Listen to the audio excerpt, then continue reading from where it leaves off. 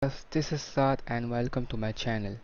In this video I'll be telling you how to fix your slow Ethernet or LAN speed on the new Windows 11. So let's begin. First of all, you'll have to go to your search. Over here you'll have to type in settings and then click on settings. Now you'll have to click on network and internet. Over here you'll have to then select advanced network settings. Now select network reset and then click on reset now. After resetting your network settings, you'll have to restart your PC. For fix 2, you'll have to again go to your search and then you'll have to type in CMD. Now you'll have to click on this and right click on this and then click on run column/resetlog.txt and then click on enter. As you can see, you have to restart the computer to complete this action and then restart your computer from the start menu over here. Now you'll have to again open CMD and then run it as administrator. Now you'll have to again type this netsh space winsock space and then reset. After typing this in, hit enter on your keyboard.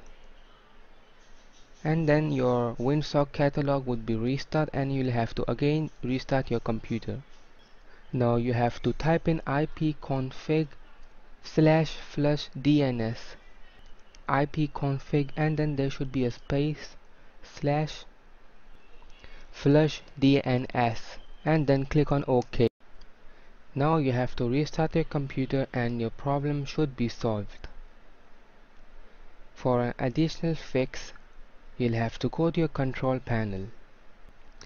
To go to your control panel, just go to search and then type in control panel and then hit enter. Over here, click on network and internet and then click on network and sharing center. Now you'll have to click on change adapter settings and then click on your Ethernet connection and then click on properties. Now you'll have to click on Internet Protocol version 4 and then again click on properties over here. Now you'll have to click on use the following DNS server addresses. Over here you'll have to type in 1111 and then 1001 and then click on OK.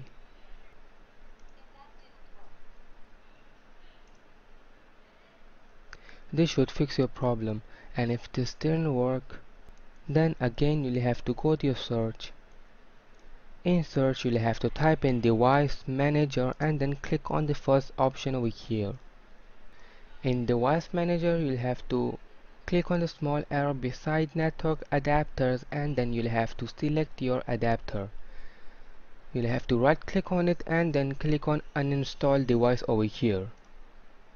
Now you'll have to click on uninstall. After this you'll have to click over here, scan for hardware changes.